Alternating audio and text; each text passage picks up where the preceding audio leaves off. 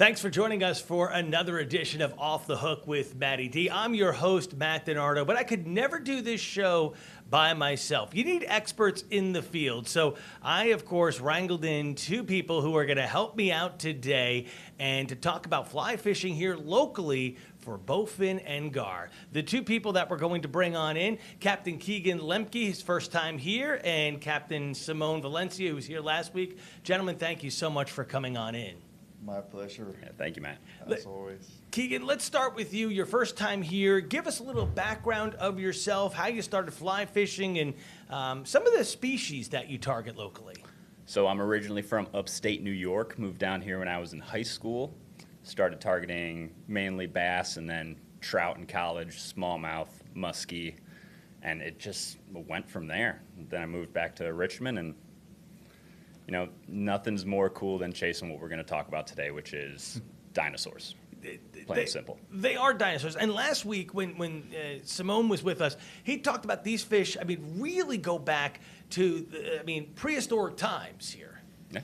It's incredible stuff. You know, they're super cool, right? They're native to our waters, right? So that's something that I always like to bring up. You know, we have a ton of really cool native fish in the area that have been around and have survived mass extinctions that are essentially, those fish are bomb-proof. I mean, they have survived, they outlived the dinosaurs, right? They were around with the dinosaurs, and they're still in our waters, and they have been in the James River since the James River was formed back. Pretty almost. Yeah. I mean, I guess the James River is a little older, but right. Since the dinosaurs were around. And again, we are talking about gar and bonefin, which are two species that you're targeting here. Yes, sir. And just to kind of set the stage here, of course, you are both part of Current Culture Fly Shop, and part of your mission is to not only take people out, but to teach people about the local area, the local waters, and things like that. Absolutely, yeah. Keegan's working waters real close by. Can you tell us about a little bit about the access and how abundant these fish really are? Oh, tons of access. If you look at a map, right, of where these fish can be in the United States, it's everywhere. They're in all of our rivers: the Potomac, Rappahannock, Piankatank, the Mattapony, the Pamunkey, the James. Keep going south, and they're still there. Go west, they're still there. They are living fossils, right? You'll see that thrown around online a lot. And there's a reason for that. They have not changed in 150 million years. Still the same fish. That's totally incredible to me. You know, until I met both of you, I had never heard of anybody targeting these two fish, this species of fish. And now, just in our off-air conversations, I am so geeked up to run down to the James and just to go for one of them. We're going to bring up one of the pictures here. Keegan, if you could tell us a little bit about bowfin. This is the first picture here we're going to be talking about. Yeah, so that was a pretty good bowfin, recently come off the spawn. You can tell by the red tail. And that was a low tide fish. You know, I was cruising with a trolling motor down a skinny channel and looked to the left, and that fish was just meandering through the mud flat, right, picking off little bits of bait. And I put a fly probably 9 feet in front of it, and it trucked it, right? No hesitation, just ran it down as fast as it could. So you said it came off of spawn. So do they eat more aggressively out of spawn mode, pre-spawn mode, or does it make a difference at all? During the spawn, they can be a little bit finicky, like most fish, right? Mm-hmm. But, you know, bass, you can put a bait on their spawning bed, and they're going to eat it. A bowfin's the same way, but I struggle to find the actual bed. Mm-hmm. Right, so I'll catch them when they come off. Same thing with gar. Right, and you're fishing really. You said you saw the fish, so you're kind of sight fishing, and you're fishing really low waters. And is it rapids? Is it pools? Is it edge of vegetation? What are you fishing? Well, you can find them anywhere. In the James, they'll be in some fast water, but normally they're off in slow pools. Right, so when I'm finding them at low tide. Our water's barely moving. It's about to switch to coming in and a completely reverse current. So it makes it a little bit easier. It does. And in this picture here, this is a gar in that shot there, and super skinny water right there. Oh, yeah. Yeah, and crystal clear as well. We actually have a video that was sent in by you guys, and this is of a carp, or I believe. But same type of water. I mean, you're fishing bowfin, or gar, and there's other species right nearby. Absolutely. We see carp, chain pickerel, largemouth bass, smallmouth bass if we're on the James. Am I missing anything? Oh, white perch, yellow perch. And the anadromous species. Yeah, all the anadromous. You know, the other day we caught a little rockfish while we were out. Everything, bluegill. If it's in there, we see it while we're targeting these fish. And just to understand this, when we're looking at fish like this, they're completely just chasing fly, loving it. What weight rod are you using, first of all? I mean, you said these fish fight pretty hard. Well, before we talk about the weight rod, there's a reason for what we use. Okay. So if you look at the skeleton of either of these fish, everything from the shoulders forward is bone. Okay. So you can catch them on a 7-weight. We've caught them on 7 weights. We've caught them on 6 weights. I prefer an 8-weight just so that we have the backbone to strip set that hook and keep it tight on the fish the whole time. And specifically speaking, once they are hooked, it is a hold onto your rod type of flight. Oh, yeah. They'll get to the reel really fast. Real fast. Yeah. We were talking off air, and you mentioned when we get into the pictures here of the gar, an interesting strike technique. You described it as I think you used as a turning banana in the water. Yep, absolutely. If you look at it, right, that fish right there in that picture was 42 inches. It seems like probably 20 inches of that is the beak, and that fish wasn't made to turn. Right. When you see them in current, they're either pointing, if it's not moving current, they'll be meandering, maybe just sitting up on a flat. But if it's moving, they're pointing up current. Right? They can't sit looking the other way. And when they take it, man, they will truck a fly. Right. Absolutely. And from that point on, how long is it's kind of a tough question. It's not a 3-second fight. No. I've fully recorded a couple this year, and they're normally about 6 to 10 minutes. Wow. Yeah. And on an 8-weight rod. Yes, sir. So what's your leader tip? Is it 12 or? I may overdo it. I have a 40-pound butt section and a 30-pound tippet section. Gotcha. And that's it. So your goal is we're not losing this fish. Yeah. Right? And also, once you drop down below 20, there's a big chance of if your tippet goes in that gar's mouth, it's going to cut through your line. Because of the teeth? Yes. Okay. And that's the other thing, too. Bowfin also have some pretty tough teeth here as well. Absolutely. Yeah. Very toothy fish, and so that leader, I think the biggest reason for that heavy leader is to not cut off. And also, if you look at the areas, there's a lot of log jams, there's a lot of fallen trees. So if that fish dives for one of these pieces of structure, you need to be able to turn its head and get it out. So a lot of pressure might be necessary. Right. If you're on the James, you're dealing with rocks. Yeah. Yeah. A lot of white water on the James, a lot of rock structure, especially as you're up closer to the fall line versus down in like the slack water, getting downriver of Ancaras and stuff like that. Yep. Yeah. I think part of the charm of these fish too is that it's a very visual experience, right? You're out there kind of hunting them down more than you are hoping you find them, hoping that your fly finds them, hoping that your lure finds them or your bait finds them. You're really fishing with your eyes, and that's, I think, part of the exciting thing about it. You see them turn, you see them there, then you put your fly or lure where you want it to be, then you see the fish turn on it, then you see it eat. Everything about it is so visual, and it's so accessible to us that kind of sight fishing, people only think of sight fishing in like big saltwater flats in Florida, but it's so easily doable in our backyard, which I think is just phenomenal. You can get that experience 10 minutes from the station, right? You were saying earlier, even Captain Keegan, that, I could leave right now and 10 minutes away, I could be on the James, probably not in my suit, but still get there and get into some fish. Yeah, absolutely. Yeah. It's a nice suit, Matty. We don't want to ruin that. Yeah. Any of the places that you know as a local to get down to the river and walk in, you can find these fish. And is there a certain time of day that I'm targeting these fish? Simone and I always talk, he's like, Matty, you got to get down in the evening at dusk for stripers. I'm like, Simone, it's my bedtime. Can I target these in the bright of day? What am I looking for? Absolutely.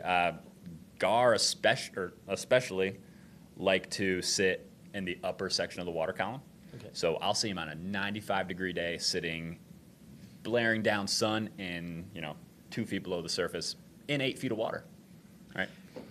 And we like to think of that as like, I like to think of that as sighting light, right? Mm-hmm. If the sun is low, then the water has a lot of glare, and where Keegan's fishing a lot, there's also a lot of trees and shadows and making it hard to see. It's a really nice middle of the day fish.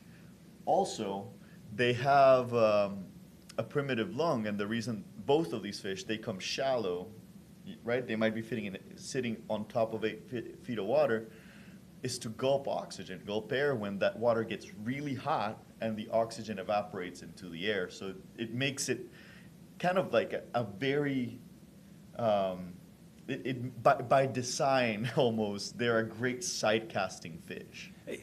When you're sight casting for these fish, are you, so you said a 30-pound tippet, but is the fly weighted to bring it down under surface, or is it just the normal weight of the fly based on the hook that brings it down? Sometimes it's just the way we tie the fly. Okay. Sometimes those fish aren't sitting at 2 feet; they're sitting at 3 feet, and we can barely see the backs of them. And we need to add a little weight to get it down. Right. So, like a sinking tip versus a sinking fly line, or?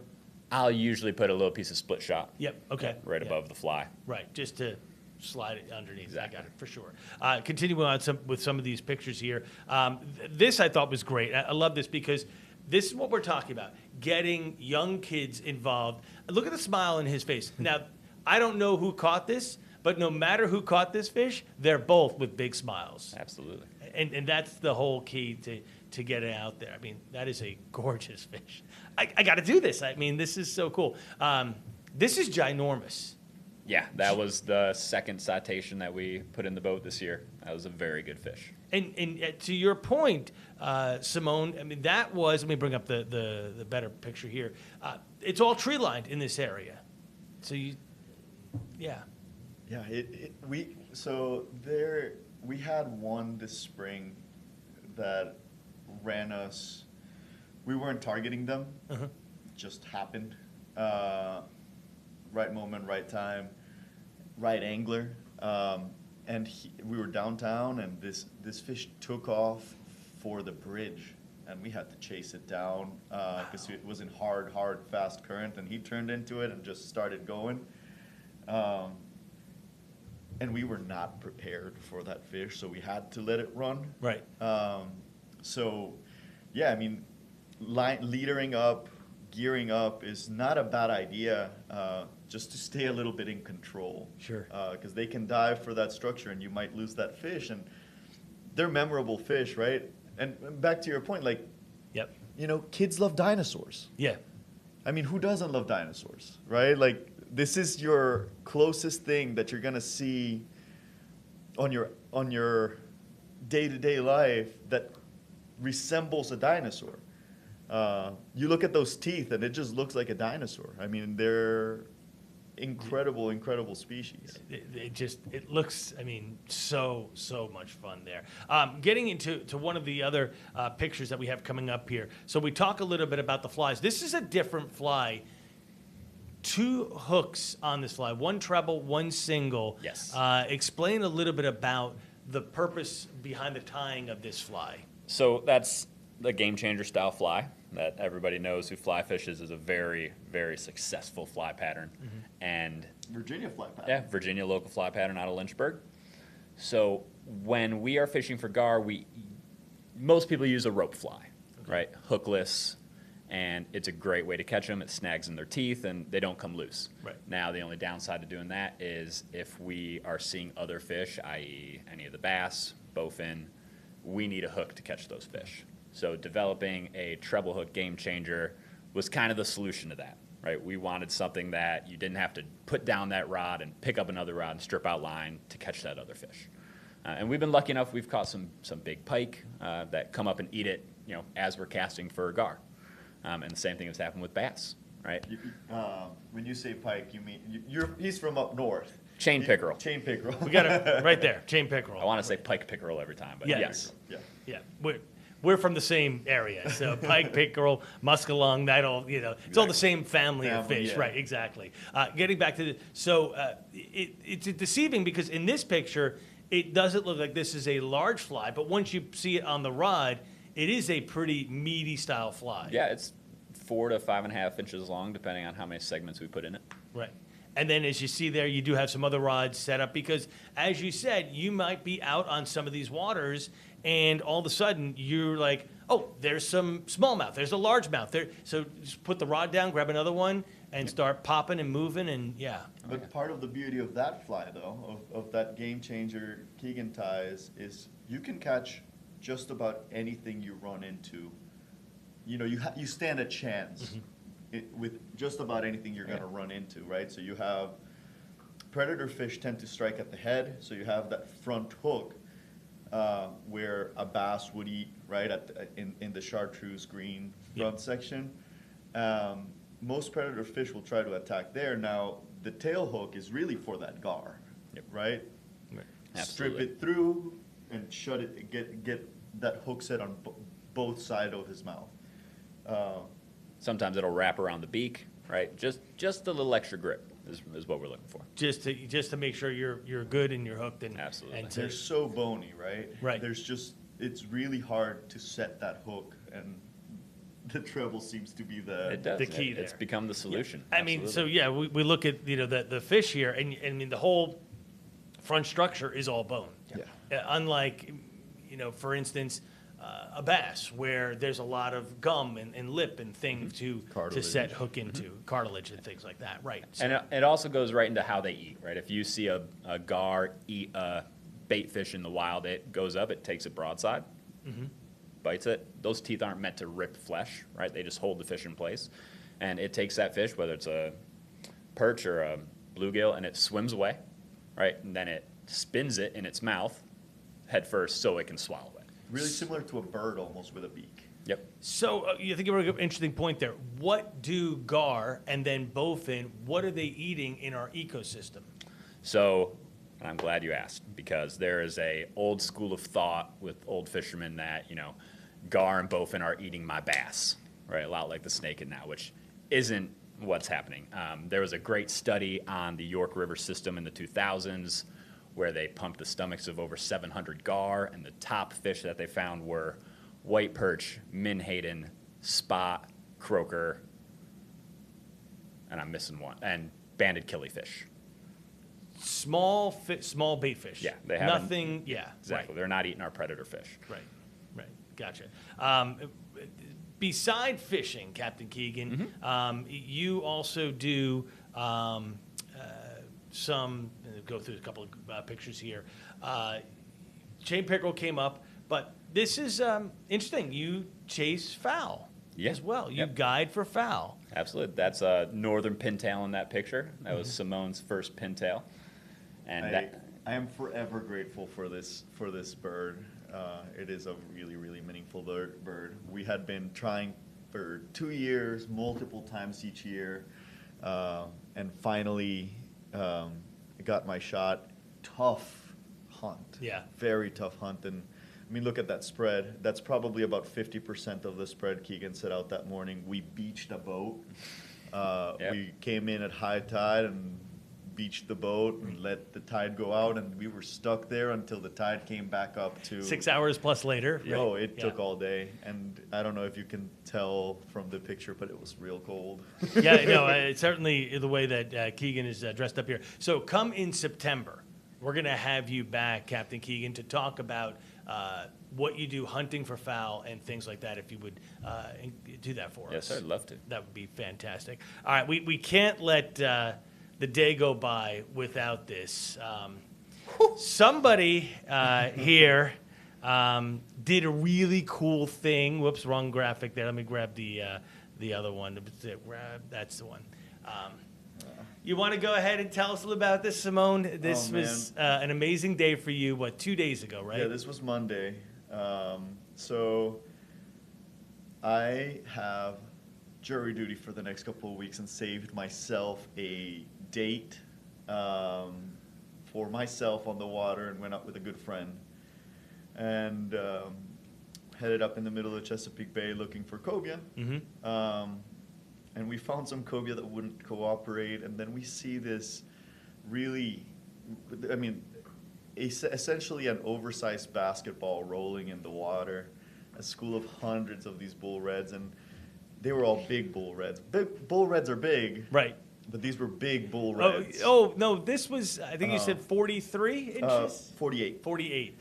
4 feet. Yeah, big fish. So my friend got a few casts in, hooked up a few times, and those fish just took off on her. All I had laying around was essentially the equivalent of a bicycle to tow a tractor trailer. And it's all I had handy. I put it in there with 12-pound leader on what would be like a 45-plus pound fish. So I put that in front of him, and this fish ate and took me for a wild ride. It was pretty awesome. Yeah, a fish of a lifetime for sure. Some of the pictures I wish that I had, one that you shot, I even commented on your Instagram page, the entire water was tan. Yeah. So I asked how big was this school, because I've seen it before. Hundreds. And it's crazy. I mean, it's hundreds top water down 30, 40 feet. That's all you see is tan. It was just a massive, massive school of fish, and it was just it was a special situation. Just I was not prepared for that fish when I cast it in, and I knew I was in trouble the moment he ate. And took us for a long, wild ride for a long time. Just awesome, awesome stuff. Well, without further ado, let me once again thank you both for joining us. And you can get in touch with Captain Simone or Captain Keegan through Current Culture Fly Shop, 804-322-7555. You can scan that QR code, takes them right to their website as well. You can book them. And you can find out more about fly fishing. And Simone, you wanted to say something? Yeah, follow us on Instagram or Facebook. We have a lot of really fun content, lots of educational content. We also, I just want to remind everybody that we do a ton of free classes to get you started for everyone who's ever been curious about fly fishing. That's what we're here for. We want to take you from first-time caster to fish of a lifetime. As long as it takes and as much work as it takes, but that's what we're here for that chase. Very good. Once again, gentlemen, I can't thank you enough for joining us. And Captain Keegan, we will have you back on to talk about fowl hunting. And Captain Simone, we will have you on next week as we talk about other fish in our local waters. Yes, Thank sir. you so much. Thank you, Matt. Have a good one. Thanks for joining us for another episode of Off the Hook with Matty D.